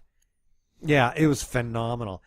So then we went on to Entanglement. This was interesting. This is kind of a space opera short where, in the not too distant future, everything is for sale online and brought to the. No, Entanglement was the guy who I'm lived thinking in of a Ham. in a Or box Ham's- by himself. Yeah, this guy, he's in an apartment. Yep. Entanglement. I with a- I gather that this is somewhat post-apocalyptic. It felt post-apocalyptic. or not. They didn't not really- or dystopic. Not a. There's something of a would be a better- it's a dystopian future. Yeah. In the not too distant future, everything is for sale online and brought to their doorstep, including the need for human interaction. Entanglement exists as a service to bring people together, connecting soulmates who can promise to make each other's lives whole. In other words, Entanglement is a cyber dating service Right. or a matching service. It was kind of like an eHarmony sort of thing. Yeah. It was, oddly, they were filling out paper. Yeah. When his with job a was pen. when his job was to digitize everything. Yeah, it's fascinating. It was fascinating from that standpoint, and you're left with the feeling at the end of, was this real or was this virtual? Was this an implant? Was she really there, kind of thing? And I didn't quite get the full impact of the ending, but I knew it was just. Well, one of the twisted things that I got out of that is that it almost felt like it could serve as a statement for support of internet privacy laws. Yeah. Because she points out, everything. That's what Entanglement does. They know everything about you, absolutely everything, and that's why they start pairing you up like that. So, And he said, I didn't sign up for any of this. I didn't fill out any paperwork. I didn't Didn't apply. matter. Yeah, it didn't matter. It didn't matter. Yeah. They So- know what you need. So now you've got this big company, Entanglement, that is going to dictate your life. I think it was also a statement against Amazon. Amazon, and Google. Yep. Yeah. You would know about the Amazon things because of your searches. Thank you. Not going Not there. again. Not going there. Okay, so then moving along, we had Here's your another PSA. Don't do Amazon searches while playing Cards Against Humanity. Never. That's a recipe for disaster. And then Amazon will know things about you that you wish they Then didn't. it gets posted on Facebook in the ads, and it's like, Oh, yeah, there we go. So anyway, moving along, there was this film called Ham. Oh, I loved this one. 16-year-old Peter must cope with his crackpot father who builds a ham radio that inadvertently catches the attention of an alien creature from outer space. Oh, my God. His crackpot father reminded me an awful lot of Rick Moranis from Honey, I Shrunk the Kids. Yeah, he's supposed to be yeah. this wacky scientist kind inventor of guy. Yeah. You know, but this has all the feel of like Stranger Things on Netflix. Yeah. I mean, it was kind of charming in its retro sort of presentation. Again, beautiful set design. Oh, and the costumes. production values it were was period flawless. perfect. Yeah. I mean, yeah, it was a gorgeous-looking little short film. I really enjoyed it. You know, very self-contained. I mean, I kind of think there might be more story there. It was kind of, I think it so. was sitcom-ish, yeah. you know. And it was a student film. But yet it had an element of X-Files in it. Right. Oh, Yeah. totally. You know, from government to aliens, you know, Right. and all that. So yes, I think there could be more story there if they choose to explore it. Now, this is the space opera one, Dark Machine. Lonely photographer. No, I'm wrong again. No. Oh yeah, I'm so pardon me, everybody. Where did the space opera one go? Anyway, Dark Machine. Lowly photographer Victor Prinz is woken in the middle of the night by a phone call. A strange voice gives him a woman's name. As if by loved this chance, Victor meets the woman the next evening at a party. The more Victor becomes fascinated by the mysterious woman, the closer he gets to answers. But discovering the truth will not be without its repercussions. A tiny bit, timey-wimey. This was a Dutch subtitled film. Yeah. It was in Dutch, and we got to read the English subtitles, which sometimes annoys me at first. But I've watched enough Netflix with subtitles now that I've learned to kind of keep one eye on. We've watched so many operas that we're used to being able to just listen to the dialogue, watch the scenery, and read the subtitles, and so it doesn't mean anything to us anymore. The story was a bit predictable in spots. It was, but the ending. Well, as we started to approach the ending, I had my aha moment. Yeah. And I went, this is what's about to happen. Yep. So, and you knew it was one of three typical scenarios in Right. this case. And we were rewarded with that. Yeah. You know, it's so that when it did happen, I felt good. That Exactly. I was able to kind of guess the outcome, and it was done in a way that it didn't feel spoilery. Right. You know, so I didn't feel cheated by it. So I enjoyed that one a great deal. I like that one too. Then we had The Mist. This is an interesting one. A woman obsessed with a strange mist manages to find her way home thanks to the greed of humans and a particular watch. This is not. I didn't read the description ahead of time, but this one I liked because of.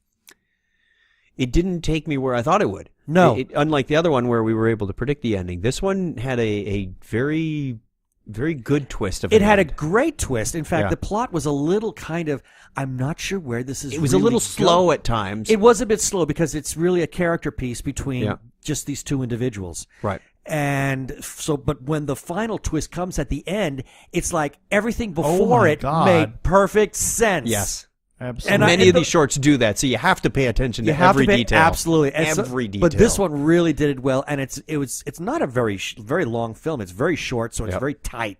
So I liked that one a great deal. Then we had CXL. Oh, my God. Okay, and I'll just read the plot. Yep. After celebrating her 140th birthday with family, Martha must come to terms with the reality of death, and isolated from her family, she finds her life support chair the center of attention and conversation throughout her birthday celebration. Now, of course, we've had the interview with Jordan Blazek.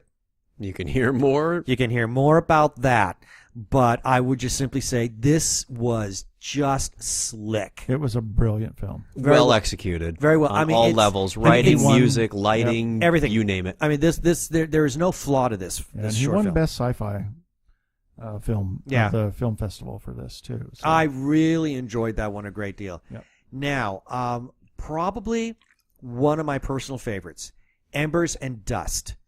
Now, as the radio broadcast of War of the Worlds travels across the airwaves, a young boy's imagination is sparked, sending him on his own kind of vision quest, stepping deep into the neighboring forest. Now, we all kind of had at one moment, we thought the young boy was supposed to be Gene Roddenberry. Yeah, Yes, but the 'cause he was- timing because was the not. timing was It was wrong. about 10 years off. Exactly. But there's something that's really beautiful about this particular film because, you've got the broadcast of War of the Worlds where you have the supposed hostile Martians that are coming in to invade, and yet this boy's having his own little E.T. moment with And- something very benign. And his place in it all, because Grandpa was a farmer, Dad's a farmer, and he's coming to grips with, I don't want to be a I don't farmer. wanna be a farmer. I don't want to be a farmer. I think I have to be a farmer. It would have been fun to interview those people as well who produced I would have this. loved it. That was a great piece. Again, period perfect. Beautiful. And I love the message, and I love just how this boy's story is being told with the War of the Worlds radio broadcast Yes. as a backdrop. that was so well done. Yes. Great way to play those together. Yeah. And if you're looking for a great show to watch on War of the Worlds, look on Netflix. There's a great 1-hour show about Orson Welles and how he executed all of this with some interviews with the people who were listening at the time. A lot of fun to watch that, too.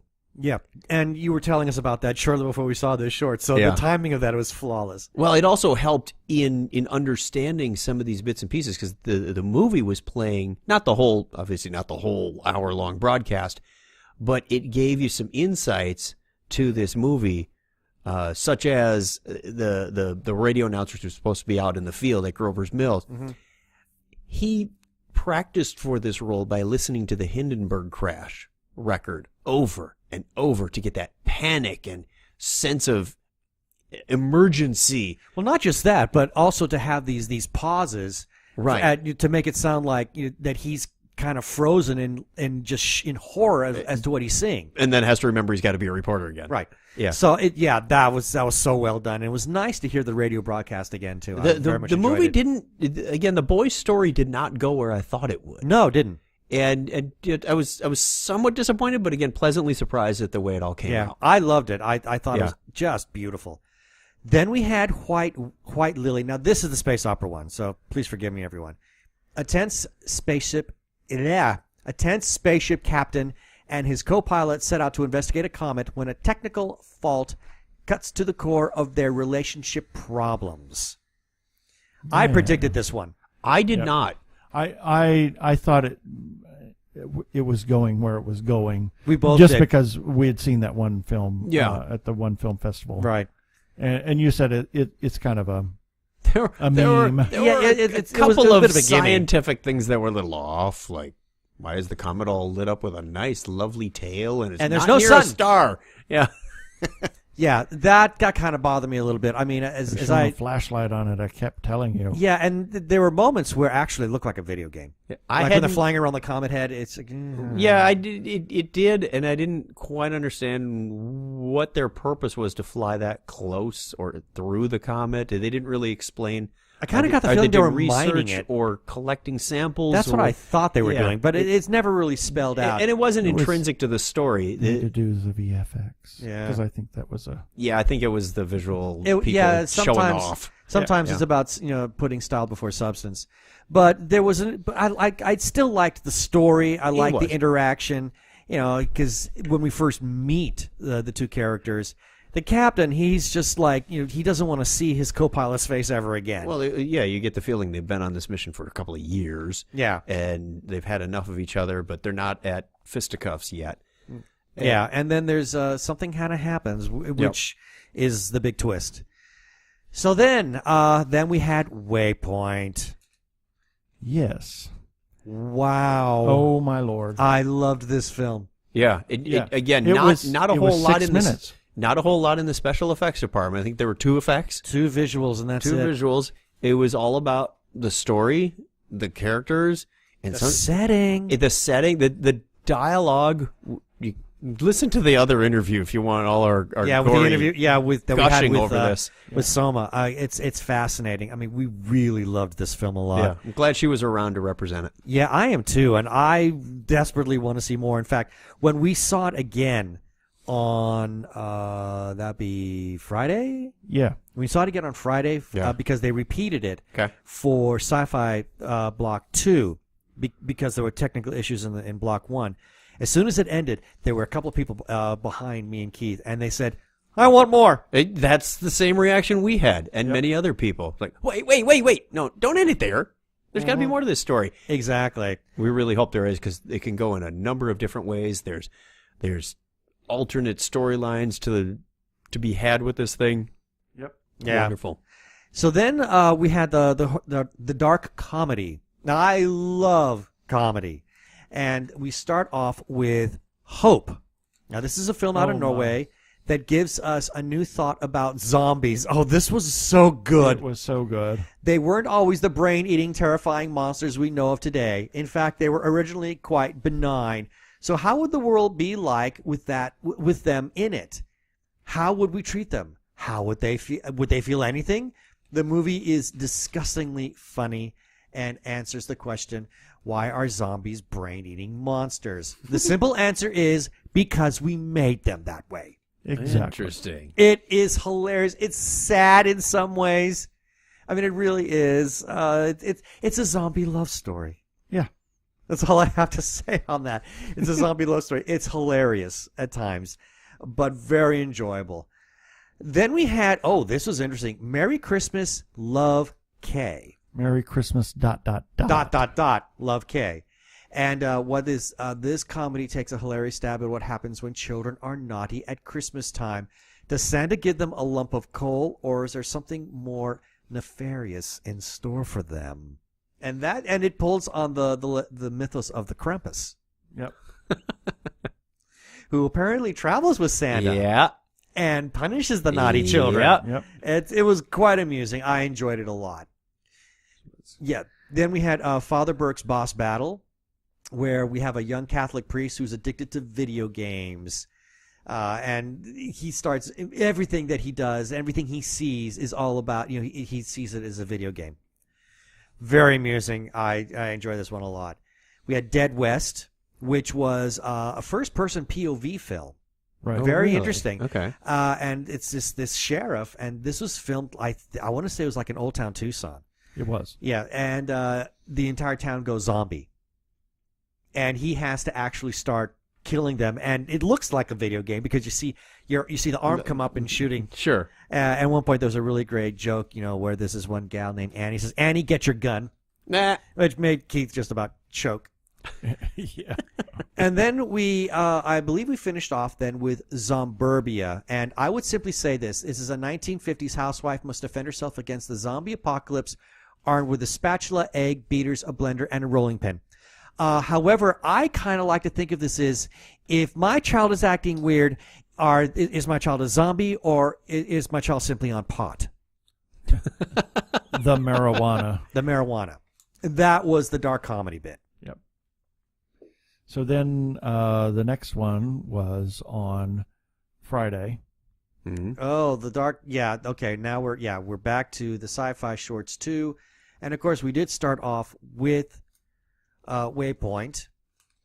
Right. And then just pulling it up there. Then we had Autonomous. And it simply reads, when a mistrustful rogue who earns a living by sending obsolete humanoid robots to the scrap heap has a change of heart and decides to call it quits, he stumbles upon a conspiracy that will reveal his life's darkest secrets. It's Blade Runner. Yep. Exactly. It's all it was. It was Blade Runner. That's all I have to say on that. Then we had Fatum. And this was directed by Sylvain Severin. Gerard. Gerard film. Well, Sylvain Gerard. Sylvain Gerard. Sounds like my show. I know. Anyway, Peter Troud, a 30-year-old father of a girl, was left in charge for upbringing and education after his wife died 2 years ago. He draws attention of a group among which Sarah, his partner and highly capable fighter, with whom he will have to change the tragic fate of a few individuals. Now, this is a proof of concept, and I would say that it was edited rather poorly for the festival.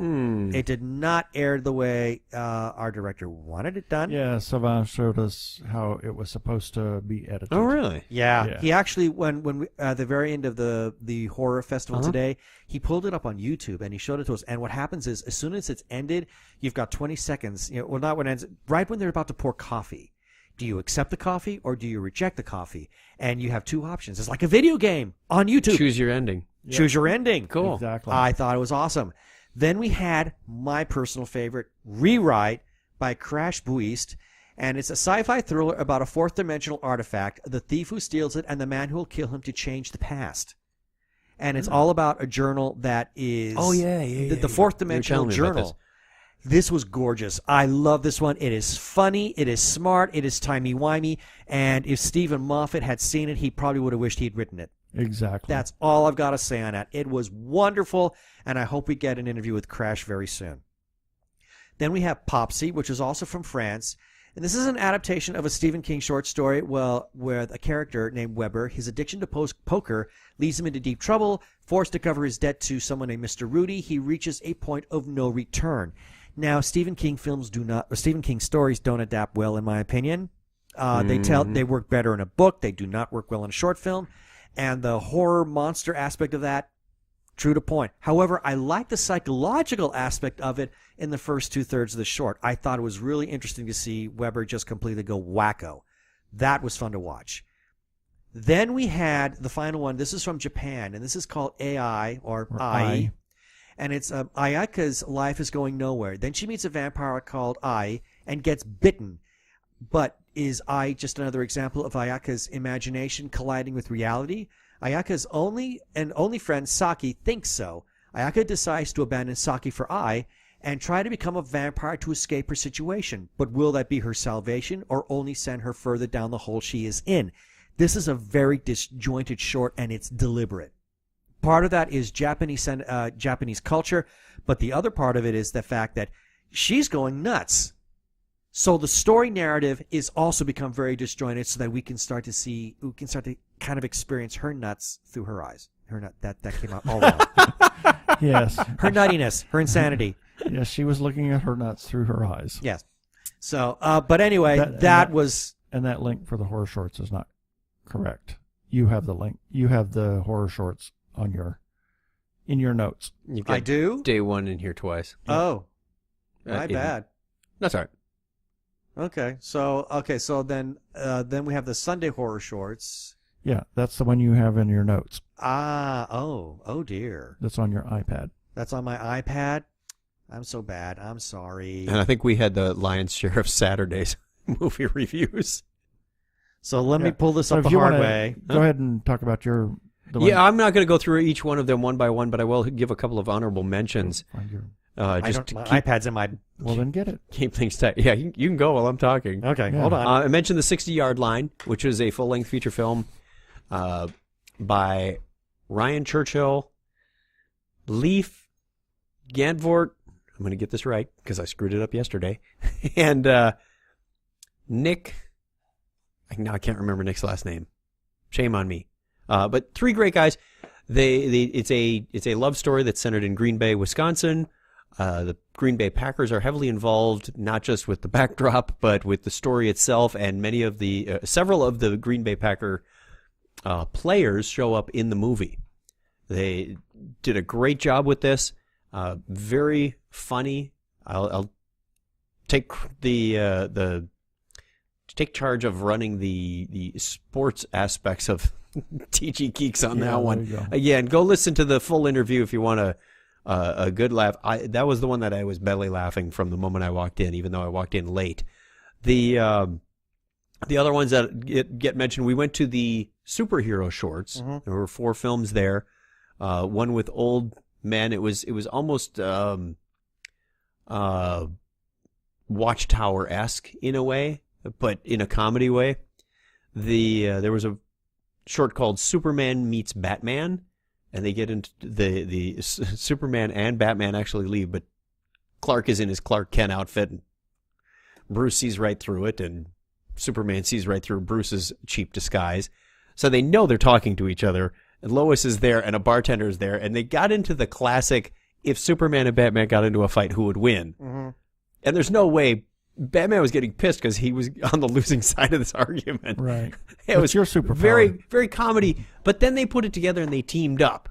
So they put their troubles aside. They said, with your strength and my brains, my detective work, there's a lot of things we could do. It was very well done. Liked that one. There was another comedy called Office Batman, where this guy's dressed up as Batman in a hoodie at work, and his coworkers decide to razz him by dressing up as Mr. Freeze, Bane, anything they could come up with. It had a funny twist at the end as well. Oh, I should mention at the end of the 60-Yard Line, if you do see that, stick around for the ending. There's sort of a commercial for their beer that they introduced in the movie. And it's terribly funny, but terribly sad at the end. Movie called Supermom in the superhero shorts, about a woman who is supposedly this superhero that fights crime at night. She's only going out at night. Her little daughter is wondering, Mom, are you a superhero? And the kids are supposed to draw a picture in school of what their parents do, and she draws her mom in a red cape, the whole deal, and starts getting teased about it. But it has a really, really good ending. Very, very touching. Good twist too. I'm not going to ruin it for you. The third series we saw was Ladies in Nerddom, which I mentioned. There was one called Nerdvana. A woman wants to get a job at a comic book shop after being accepted to a prestigious, like an MIT kind of school, but she's running away from her mother and decides to take up residence in this comic shop. So she's going around doing the job interview, but there's competition because the position she's applying for is also desired by a long-standing male employee already at the store. So they have this friendly competition about it, and very funny on many levels. There was a film called She-Ra, which I thought was very insightful and enlightening. The superhero, it starts out with an interview, a reporter talking to this lovely young blonde woman, and she says, "You're much better looking in person." And I thought, that's an odd opener. But it comes into play later because this lady, the blonde lady that is being interviewed is saying, "I'm not going to do superhero anymore. I'm walking away from that lifestyle." They showed news clips of the hero just flash in, rip off a car door, save a guy's life, bring him to the hospital. Like, okay, so what's wrong with this superhero picture? Something's got to be wrong. And they start introducing the social media aspect, and people are ripping on this woman. Not because something went wrong, and, well, actually something did go wrong because the pilot of the helicopter was distracted by the superhero and crashed. But she did a couple of noble things to save people, and it didn't turn out well. It was all about what's inside versus what's outside. Right. I thought that was a very good way to do it. And then we saw Hansi Oppenheimer's documentary called Squee the Fangirl Project. Talked to many women, famous actors, actresses, about their fangirl addiction, as it were, and the respect that they get in the industry. And then right before the award ceremonies, I mentioned Diani and Divine Meet the Apocalypse. Hour and a half, funny for any couple to watch. Just, we've all had those stressful moments where we've had stupid arguments, and they bring it out in such a way in this apocalyptic setting, and even the pre-apocalyptic setting, that is just funny to watch. That's cool. So, Okay, so for the horror shorts. the horror shorts. Okay, going really fast. We started off with a short called Hidden Daylight. It's from the U.S. We have we follow a distraught businessman after his wife is abducted by the sadistic hacksaw killer. In desperation, the businessman turns to a blind psychic who can see through the killer's eyes. The psychic envisions the night of the kidnapping and provides vital clues to help solve the mystery, but the answers he seeks may come at a deadly price. I would simply say I predicted this one. Yeah. In fact, everybody predicted this one. Exactly. Too easy. I heard everybody saying it in the audience. Oh, I know who it is. He did it. So it was kind of there, but still, not bad. It was kind of tight. Then this was a fun one. Spell Claire. Now, Claire purchases an antique educational toy that reignites fond memories from childhood. A speak and spell. And lays bare the sorry state her life is in now. What? Like a haunted speak and spell? Well, yeah. Yeah. Let's just say this is Toy Story for adults. Okay. Oh, Because the no, speak it's and worse than spell, that. because the speak and spell, it gets a little pissed off at her. And starts calling her a loser. How do you, it's, spell loser. She's going L-O-S-E-R. Wrong. Spell loser. L-O-S-E-R. Wrong. Spell loser. L-O-S-E-R. He wants to Wrong. spell your name. C-L-A-I-R-E. Yeah. And then she gets really angry and, well, bad things happen. Wow. Then we had, this one got really great reaction. Vexed, also from the United States. A romantic date goes horribly wrong when a couple questions the validity of horror film plots. How do you describe that one? Oh my! Wow. Yeah. I can't say anything about this because if I did, it would spoil it. Yep. But it's Well, kind you of just spoiled meta. the last one. But. Yeah. Well, I did, but this one, no, this one needs to be experienced because this has got just shock after shock after shock. Yep. But what I did like about it is that not only does it provide a lot of surprises, it provides a lot of one of those nervous laughs that were very popular in like 80s horror films. Lots of that. It was great fun. Then we have the 2 a.m. where this is so weird. A middle-aged man, Alex, awakens in his quarters to find a white rabbit beside his bed, who then suddenly hops through a closed door. Alex gets up and leaves his room to follow the rabbit. Once he opens the door and steps out into the hallway of the asylum, very unusual and supernatural events begin to unfold right in front of our eyes. It's a first-person story, and I keep thinking maybe this is what Lewis Carroll really experienced and provided him to write Alice in Wonderland. Wow. Because this is dark and disturbing, and actually to me, this felt like this must be like what it feels like to go insane. Because the man really is going insane here. Then we have That's the way Alice in Wonderland feels like to me. Oh, I know. Then we have Nibble, and this is the weirdest one of them all, where a young woman... I thought so, too. Woman, we walked in on this one. Yeah, this is only 3 minutes long. A young woman wakes in the middle of the night to find strange bite marks on her leg. There is a bit of misdirection in this. Yeah. Because exactly. she's looking under her bed, and she sees a teddy bear, and everybody starts laughing, thinking, oh, it's the teddy bear. It comes to life. No. Is there something else going on? Mr. Beans has gone wrong. Yeah. So, but it's a very short... wow, and that's all I got to say on that. Okay, so if you click the link, that is the Film Festival Awards. Best of Film Festival, or of the Phoenix Comicon 17 Film Festival. Best of Film Festival winner, Diani and Divine Meet the Apocalypse. Best of Film Festival second place, Pearl. Best of Film Festival third place, The Ningyo. Best horror film, Hidden Daylight. Best animated film, Less Than Human. Best student film, Dear Death. Best comedy film, Hope. Best drama, Nimbostratus. Best fan film, The Secret of Tatooine. Best sci-fi film, CXL. Best Arizona film, Remnants. And then there were several honorable mentions. One was Plug, The 60-Yard Line, Embers and Dust, Fangling, and Zomburbia. You know, and it goes back to what you said earlier. If we could just watch all these films, because I love film festivals, I really do. I can see the attraction. I really got hauled into it on this one. Aren't they a blast? They are a blast. Yeah, I love them. Yeah, any film festivals, it's great. Now, the Phoenix Film Festival is days long. Yeah, days long. But in fact, our friends Greg, Audra's husband, is one of the directors of Phoenix Film Festival. So, and for years, we've known him for years. Yeah. And it's like, I didn't know that till last year. Yeah, and Audra keeps saying, you know, if you guys really want to go to the science fiction and the horror, block, we'll get you tickets. Yep. Nice. And just, and we're going to kind of close up here real quickly because we're running on almost 2 hours. I'm running on almost no battery now.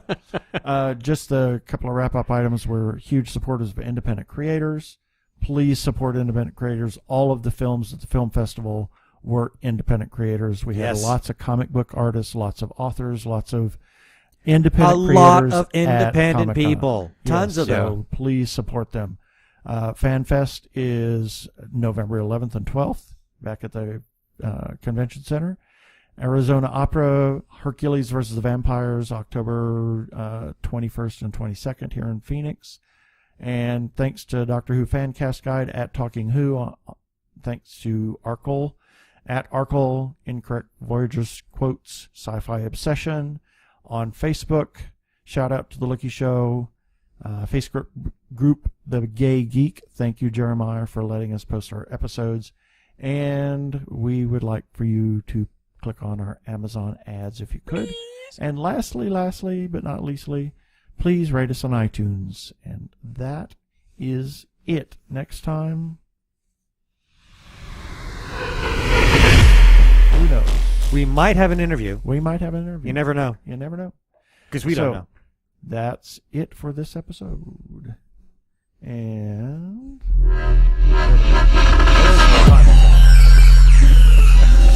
where is it? I can't find it. Okay, that should do it for this episode of TG Geeks Webcast. Be sure to check out the articles for the Webcast episode. We're going to have several links on the page for several different things. And we're going to also have the Jordan Blazak interview in the article as a separate entry itself that you can play right on out of the article. And remember, you can comment on our Facebook page or our website, tggeeks.com, or you can call and leave us a voicemail at 469-TG-GEEKS. That's 469-844-3357 from TG Squared Studios at the Hyatt. I'm Keith Lane. Thanks for listening. And thank you, Chuck, for being here. You're welcome. My pleasure. And I bid you peace. Cheers.